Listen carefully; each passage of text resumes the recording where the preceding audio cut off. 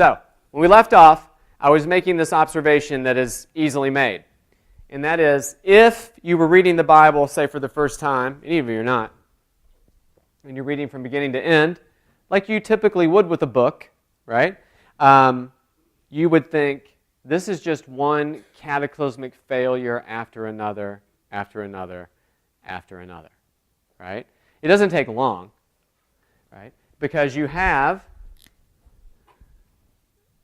I don't know if that shows up on the board or not. I hope that shows up on the camera. You have the most obvious, Cain, right? Now, Cain is bad, but you know who's worse? Lamech. You know who Lamech is? Yeah, he's a descendant of Cain. Do you know what he did? Cain, it's bad. He kills his brother and then tries to, he's like, I don't know. Now, I'm not trying to give Cain credit, but he at least felt guilty enough to say, I don't know where he is. Not my day. Cain has a descendant called Lamech who kills people and does what? Writes songs about it. And even comparing himself, you think Cain is going to be avenged 7 times? Lamech will be avenged 70 times 7. Lamech is a great example of glorying in shame. He is a narrative example of a proposition made in the New Testament. And that's by the way, that's one of the keys of reading narrative, is to understand that stories don't teach you less than epistles, they just teach you in a different way. Though we like to think that only epistles actually teach us something and stories are for kids. So at Lamech, there you go. You want an example of glorying in shame? Immediate example. You don't have to go to like a book of illustrations to find it. Just go back to Lamech. Right? Now, I can't talk about every major thing that happens, obviously. But from Cain, you have, I'm now going to really fast, you have the tower. Right? Of E-L or L-E? You sure? Good, because I never can remember. Okay. No, I'm kidding. Maybe. So anyhow, this is going really, really fast. Now, bear in mind, the first several chapters of Genesis, we're talking a long time. This should get your attention. I'll come back to this when we talk about narrative, but it should get your attention that the first 11 chapters of Genesis are centuries. The next 12 chapters is one lifetime. If you're a reader and you don't take everything you're reading for granted because you are super familiar with the Bible or think you are, that will get your attention when things slow down, right? Now, there's obviously a lot of things happen in the middle of all this, including what I leave out. Noah, right? You have this place. Now, the reason I'll put Noah there, the thing about Noah is what happens. Well, you know what happens. The world is condemned, right? And you have God saying, forget it. All right, I'm done with the whole thing. Why? Because it's communicating to us in a way that we can understand. We can understand this action, right? It's not a commentary on God's omnipotence or anything else. It's not a commentary on God changing his mind. It's related to us in what? In story form that we relate to, that we can get. And we can get that. We can understand that. What we typically don't track with is sort of stories told from sort of one side omnipotently, right? So, and asking us. So in other words, when God's speaking to us in the Bible, he is always coming down to speak to us, right? Always. There's one exception that we'll see later.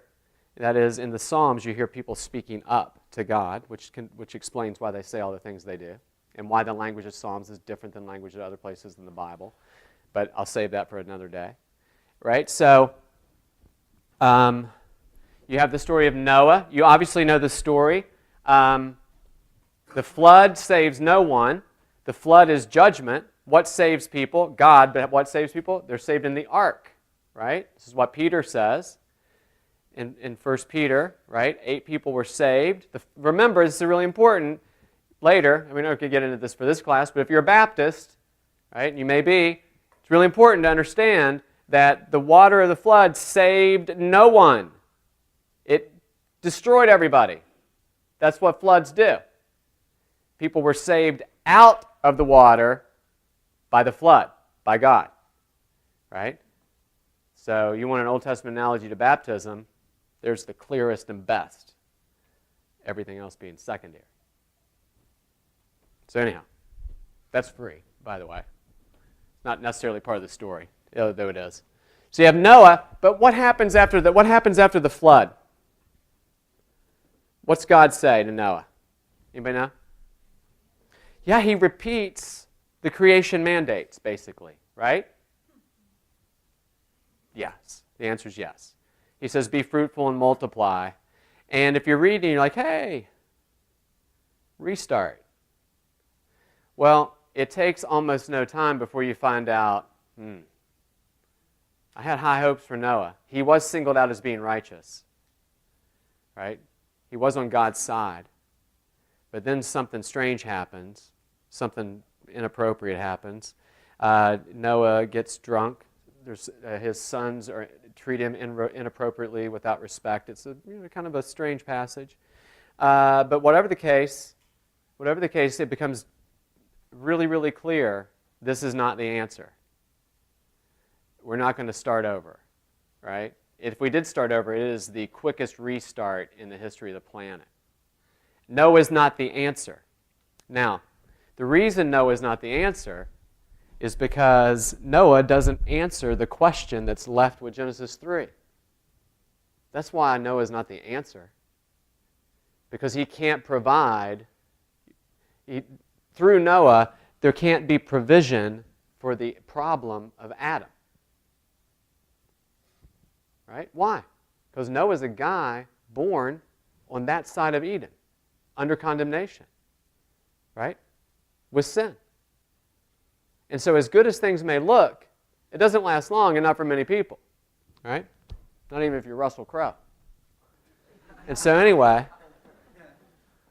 I'm referring to the movie A Beautiful Mind.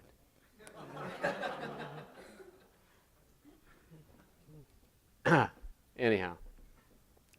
So you have Noah, right? Things don't work. Now, between Noah and the Tower of Babel, something happens. And this goes to show you that the Bible is not always just like a roving reporter, man on the scene. You have something called the Table of Nations that are given when? In the Bible, before you get the story of where the nations came from. Remember, the Bible is not like Adam and his descendants didn't have like a stenographer after them, like copying stuff down. This is all written down much, much later in a covenant situation, right? Written to people who lived among the nations, right? It's not as though, they have these traditions, right? So don't forget, there is a difference between the literary setting of the Bible and the history of the Bible. Doesn't make it not historical, but those are not exactly the same thing, and sometimes they're pretty far apart in terms of events, in terms of happening. But too often we get tripped up because we don't make sort of a common sense observation that the events of the Bible and the literary level of the Bible don't always, in fact, often don't overlap in terms of in terms of chronology or when a thing happens, right? So you get the story of the Table of Nations, which sets up in the Bible something really important, right? Because you have the Table of Nations and you have the tower. Now, simply put, here's what happens at the tower. People try to make something of themselves apart from God. That's the easiest way to put it. They decide they're going to be somebody, and God is not in the picture. Right?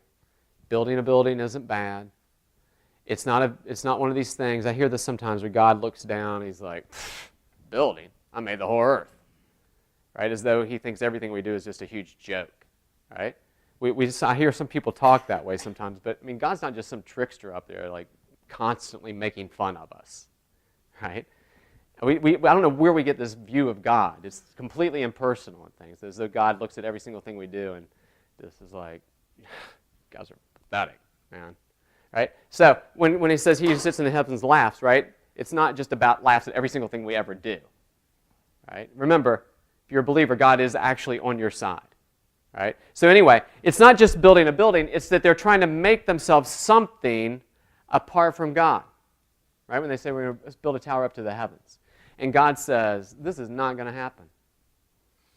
And so he does the thing that guarantees two things. It guarantees that they're not going to build it. And it also guarantees that there is not going to be a fix for this problem found on the earth.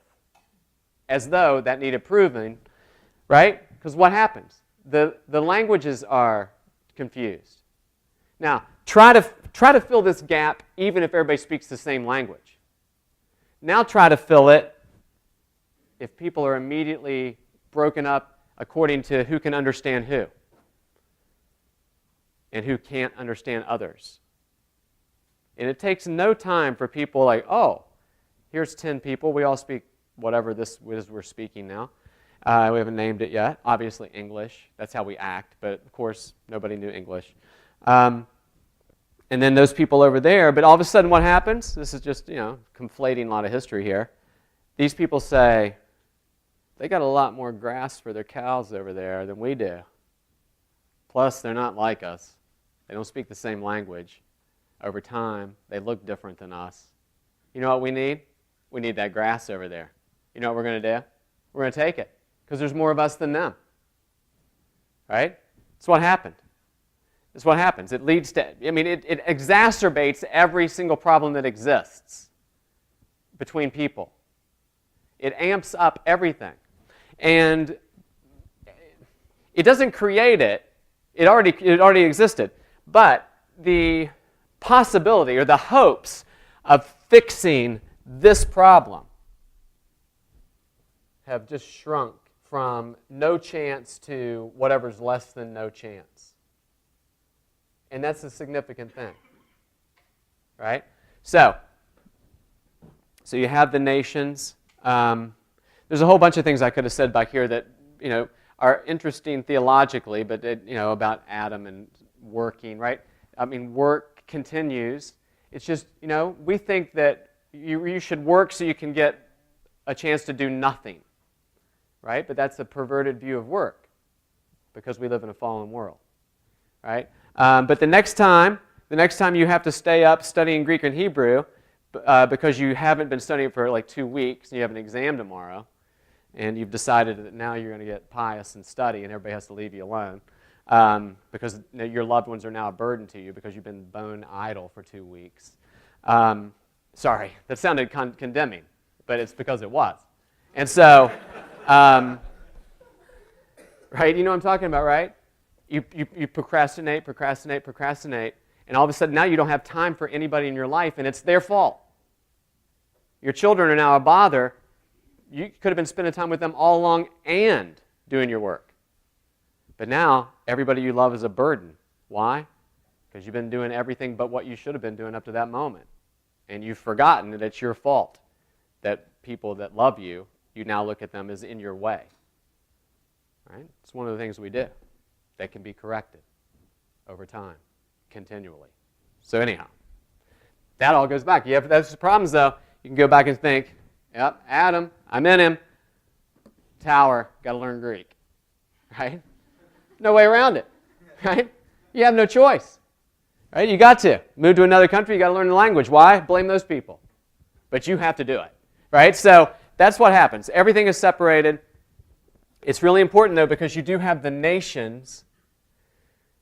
And then, out of nowhere, almost literally, there's some guy living in what we now call Iraq.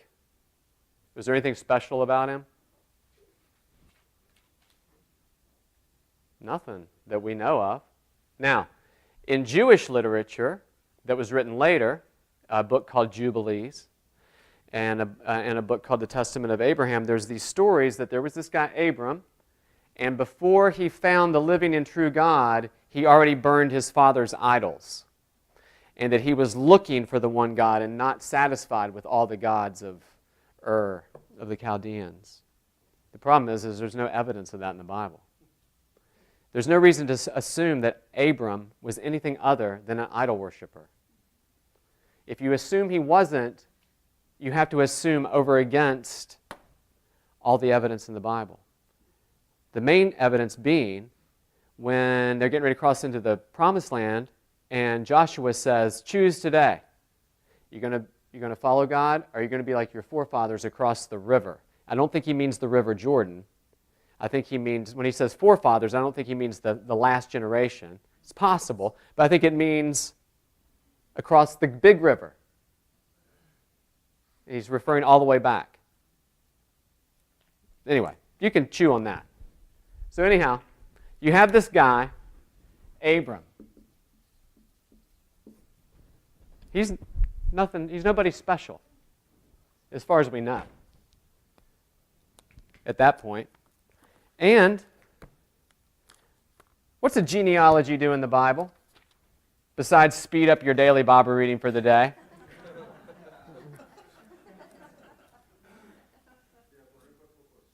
Yes. They're there for a purpose. One of the main purposes they do is they show you that God has in fact been faithful to his promises. So next time you're reading Numbers, you're like, ugh.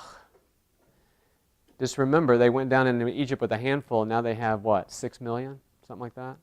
I can't remember the number. 600,000? I can't remember. It doesn't matter. A lot. And they're all recounted there, and that's a recounting of God being faithful to who? A whole bunch of people who are now slaves living in bondage, and God's kept his word. That's one thing to think about when you read genealogies. They're telling you God is keeping the whole thing going. That's not all they do. It's one of the things they do. So, there's a weird genealogy. Again, taking the perspective just for a moment that we haven't read the story before. And even if you have read it, you might not have read this part. You can't really fully understand the Abram story without reading this part, though.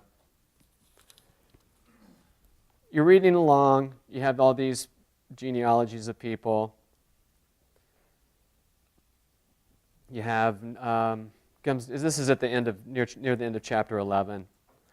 You have people like Nahor, Terah, and then in 27, Terah's family line, father of Abram, Nahor, and Haran. Haran became the father of Lot. You know him. While his father Terah was still alive, Haran died in Ur of the Chaldeans in the land of his birth. Abram and Nahor both married. The name of Abram's wife was Sarai. The name of Nahor's wife was Milcah. She was the daughter of Haran, the father of both Milcah and Iscah. Now Sarai was childless because she was not able to conceive. The end for Abram. Now, if you think about what genealogies do, you know, they track God's faithfulness to his promises. They also tell you, here's where this person came from, here's where they're going. There's nobody going from Abram. He's finished, right? Now, it's easy to skip over that and not even care. But it completely sets up the drama of what's getting ready to happen. Because something's getting ready to happen to a guy, and he's getting ready to get a particular promise that is going to require a very particular thing to fulfill it, and the last thing you hear is his wife is barren. He now becomes the most unlikely person in all these chapters to be anything, because his genealogy dies out. Now, we don't know what happened to the other genealogies, but that's precisely the point. We don't. But this one genealogy is singled out as having an end. The others are not, even the ones that are of people who are not particularly good people. It doesn't tell you. It doesn't, it ends with a name, but it doesn't have this sort of like, boom, period, and such's wife, he could have no children because his wife was barren. This is the only one that ends this way. And it is irresponsible for us to miss that in reading the Bible. Because what it does is it completely sets up the exact thing that's getting ready to happen. These two things, I mean, all of it has, obviously. But in the immediate context, here's the two things you can't miss. The making of the nations and the inability of Abram and Sarah to have children. Without those, right, you can't figure out how this all fits together. And so then the very next thing The Lord says to Abraham, "Go from your country, your people, and your father's household to the land I will show you. I will make you into a great nation. I will bless you. I will make your name great. You'll be a blessing. I will bless those who bless you. And whoever curses you, I will curse. And all people on earth will be blessed through you." You may know how old Abraham was at this point?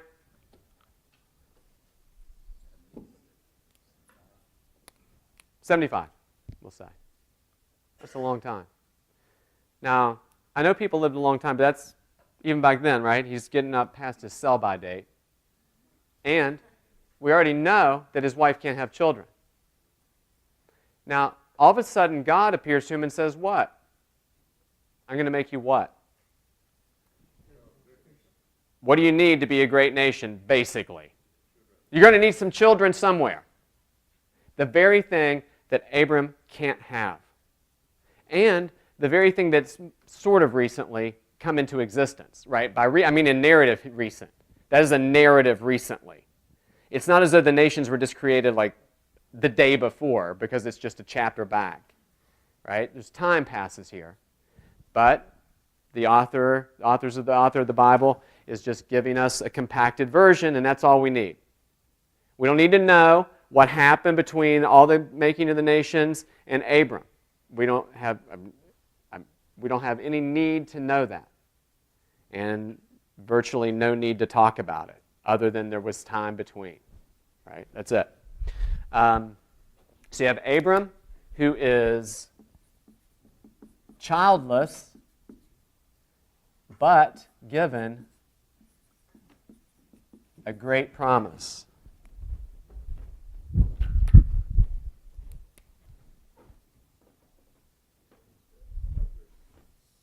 Right? So you have grace and promise together, and they come up and continue on.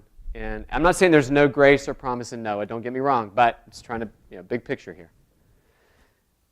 All of a sudden, you come on the scene. Now, this becomes then, the life of Abraham becomes a story of a man who lives by faith.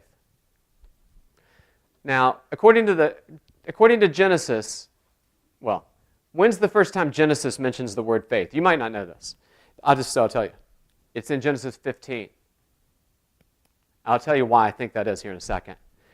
We know from the Bible, though, that Abraham didn't just do this. He's like, I don't know, I don't believe this stuff, but I'm going to do it anyway.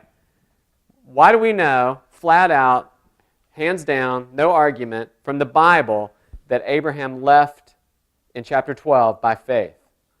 The writer of the Hebrews says so. Now, Genesis doesn't say so. Why? Because faith, at this point, is still implied. The Bible has never used the word faith up to this point. Explicitly. It's implicit everywhere. It's implicit everywhere. I've said this last week. But what's being emphasized at this point explicitly is not faith so much. Why? Because it's a story that is teaching about faith, and it doesn't have to say faith. But you could learn something of what faith is and what it looks like through the story of Abraham. Right? And you can learn as much about faith here as you can anywhere in terms of what it looks like. Right? So, whatever the case. So you have Abram, these promises, and then how many years go by before Abraham, well, lots of years go by. And lots of things happen, including an encounter with this guy Melchizedek, who is a person, by the way. Get to that later. He must be. Either that or he's the longest sort of pre-incarnation of Jesus ever in the history, but he's a king and everybody knew who he was. He's an enigmatic figure, right, who is without genealogy. That doesn't mean he doesn't have parents. It just means there's no genealogy recorded for him. It's an assumption to assume that means without parents, right? We just assume that, but it doesn't actually say that. So he has this encounter with Melchizedek. Abraham's obviously, these good things happen to Abraham. He wins a war. Helps anyway. He blesses this king from a place that will later be called Jerusalem. He keeps going on. He amasses all kinds of riches from that and from other things. He has a huge household. 25 years pass, and guess what? He still doesn't have a child. Right? Now, it's important, I think, at that point to think, wow, a lot of time has passed. Because it doesn't typically take us 25 years before we start getting a little squirrely about whether God's keeping His word in our life. Right? Because when we talk about answered prayer, 9 times out of 10, what we mean by answered is it was answered according to what I wanted to happen. We never consider that maybe a prayer is answered, you're just not getting the prearranged answer you had in mind. Right? Right? I'm not saying that prayers are never happen according to what we're asking for, but rethink your whole position, at least verbally, what you say about answered and unanswered prayers. And I'm just going to put that out there. Go home and rethink that a little bit, especially in terms of when you're counseling people, right? And you're talking about God answering their prayers, right? There's answering and then there's answering. But anyway, so 25 years go by. Speaking personally, it would not have taken me 25 years to come up with an alternate plan. Just reflecting on myself. I'd have been like 25 days or something like that, right? And if he'd been in one of our churches, somebody would come up and said, "Brother, I don't think God is in this thing." Long before 25 years went by, somebody would be saying to him, come on, right? I mean, there's faith and there's faith. And what you're doing is just craziness. So, right? I mean, he'd have been counseled that way. Maybe for good reason, I don't know. But whatever the case. 25 years goes by, lots of events go by. Abraham has not proved himself to be a perfect person, by the way. Right? At least once already. It's going to happen again.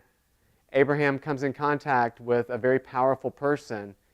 Sarai must have been pretty attractive because he says, "Oh, hey, you know what? This guy is super powerful. If he thinks you're my wife, he's going to kill me to take you. So here's the deal." As though this is going to work out really well for her, he says, "You just say you're my sister, and everything will be great for me." That's basically the story. This is the hero, right? Like all heroes, they're sometimes anti-heroes. And we forget these kind of things. But the Scripture puts it on display. But, having said that, and I'm not excusing it, the trajectory of Abraham's life, though, is one of moving forward. And even when he gets to Genesis 15, he decides, he hasn't given up on God's promises, but he decides, here's how this promise is going to be fulfilled. I've got this guy in my house. He's got a big household by now. He's got this guy in his household called Eliezer. And Abraham's sitting in his tent in the desert one night, and he's like, "You know what? I'm just going to make Eliezer my heir. Somebody's got to get all this stuff. It's going to be Eliezer." Must have loved him, must have been close to him, right? And then all of a sudden, God appears to Abraham and says, "Do not be afraid, Abram. I'm your shield. Your reward will be very great." God comes and says, "You need to believe that I am who I say I am, and I will do what I say I'll do." That's what that means, basically. I'm on your side, and you have to believe it. But Abraham said, "Sovereign Lord, what can you give me since I remain childless, and the one who inherit my estate is Eliezer of Damascus?" And then Abram says, "You have given me no children, so a servant in my household will be my heir." Now, God doesn't rebuke him or beat him up. He says, "This man will not be your heir, but a son who is your own flesh and blood will be your heir." And he took him outside, looked up the sky and counted the stars. He says, "Count the stars if you can count them." And he said to him, "So shall your offspring be." And then Abraham believed the Lord, and he credited it to him as righteousness. That's the first explicit mention of faith in the entire Bible. The first time faith is mentioned explicitly in the entire Bible, it is paired with another important biblical word, that is righteousness. That's the first time faith appears. And that's in Genesis 15. Faith and righteousness. Genesis 15. And that sets up a very, very important paradigm for the rest of the entire Bible, because those two things are going to be joined together from now on. Now, we're coming up on an era of the Bible, the Mosaic era, where faith doesn't go away. It's just what gets emphasized more is obedience. Faith is not unemphasized. It's not de-emphasized. It's just obedience is, just like with Adam, what did you have with Adam? You had explicit obedience, but faith has to be implied. Again, my assertion is this. If you ever obey anything, it's because you believe. Because if you believe and if you obey both what is theologically called passively and actively. There is no such thing as an act that is only passive. There is no such thing as an act of obedience that's only active. You submit to someone or something, and then you act, and even not acting, right, in the case of don't do this, that's still, like in a negative sense, an act. So it's always submitting, that is, I believe this is true, so I'm either going to do it or not do it. That's every single act of obedience. Jesus is included, by the way. There is no splitting in the obedience of Jesus. That's an active piece of obedience. That's a passive piece of obedience. They're all simultaneously active and passive. Jesus says so himself when he goes to the cross, by the way. Well, I'll get to that later. Well, I'm going to tell you now. Jesus says, no one takes it from me. I lay it down on my own accord. Active. This command I received from my Father. Passive. Right? So theologically, we can make a distinction between the two things. Practically, in terms of what obedience is, you can't. And it's a mistake, I think, to do so. Is it a mistake that blows things up? No. But I think it's sometimes an effort to be overly precise in the way that the Bible is not. Though it can be helpful. We have to remember, though, that both of those things have to be involved, right? So you can still talk about them, not throwing them out the door. You just have to talk about them in sometimes a nuanced way, right? And historically, in some of our traditions, we have not been known for nuance. And there's times we should have been nuanced. There's times we were overly nuanced, but whatever the case. So Abraham has to believe, because more time is going to go by, but it's faith through which it's by faith that Abraham is reckoned as righteous. Now, is faith Abraham's righteousness? This is extraordinarily important. For whatever you think about faith and works for the rest of your life, the rest of the Bible, here's where the discussion begins. We tend to practically think and teach faith as though faith is like, in the Christian sense, like the new works. Don't ever forget, it's not faith itself that makes anybody righteous. Otherwise, it's a work. It's faith in something specific. It is the object of the faith through which the righteousness comes. Abraham believed God. He wasn't just a person of faith. God doesn't reward faith as though it's standing in for a work. This is precisely what Paul says in Romans 4, which we'll look at in a minute. Faith is all about the object of one's faith. That's where the righteousness comes from. God. Faith in Jesus, who is what? The object of our faith, through whom we receive righteousness. Our faith doesn't make our righteousness. It is provided by God, and faith is the instrument, if you will. Faith is the instrument that connects us to the object, from which we are made righteous, or in which, through which. The Bible describes it in lots of different ways. But that's extraordinarily important for a Christian that we don't fall into talking about people of faith. Who's not a person of faith? It's what people have faith in that's important. So when I hear people, like in the public square, say, my faith got me through, I think, well, that's potentially interesting. I think, well, that's interesting. It's potentially significant. But what you might be saying is, I got myself through. Faith means nothing apart from its object, right? Oprah can talk about being a person of faith all day long. As Christians, as biblical Christians, we need to talk about faith specifically as not just people of faith. Virtually everybody is a person of faith of some kind, even if it's a person of faith in faithlessness. We are people of faith in Jesus. That is not simply faith. Otherwise, all faith, apart from that, is works. So you have two options always. Faith in Jesus or works. Right? So every time you use the word faith, by the way, don't go overboard. Be like, faith. I mean faith in Jesus. I'm not saying you have to always throw that in explicitly, right? And just become, now this is the guy with faith in Jesus who is also constantly annoying. You don't have to do that. I'm just saying when you're talking about faith, be careful that you don't talk about it in a secular way.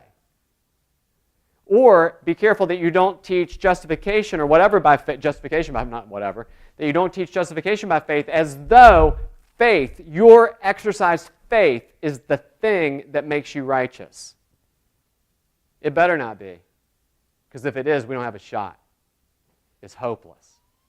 Faith is the indispensable instrument. It is the thing through which God has chosen to work. It's also a gift. But whatever the case, Abraham believes God. God reckons that belief in God's promise as righteousness. Now, how was Abraham saved? By Jesus. That's how. How else? If the answer is no, then how else was he saved? See, this is the problem of talking about faith generally. If he's not saved by Christ, then he's saved by works of some kind. Or God says, you believed enough. You're all right. Really? No. Abraham believes. What is Abraham believing in? God's promise. What is the fulfillment, ultimate fulfillment of God's promise? Christ.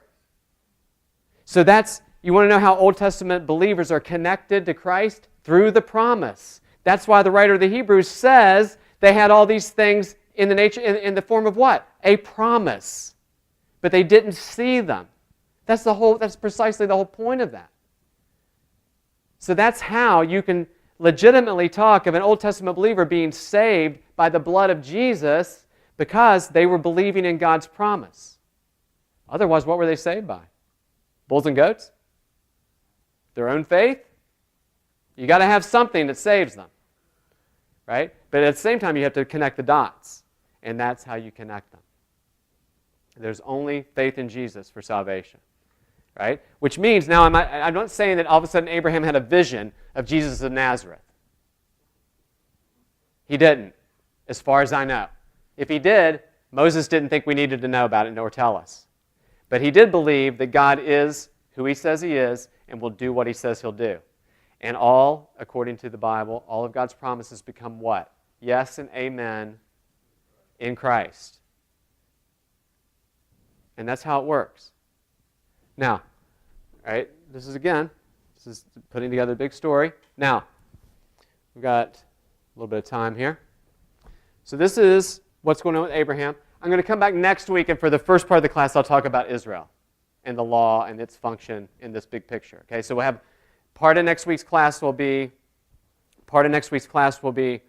finishing up the big picture, and then we'll move on.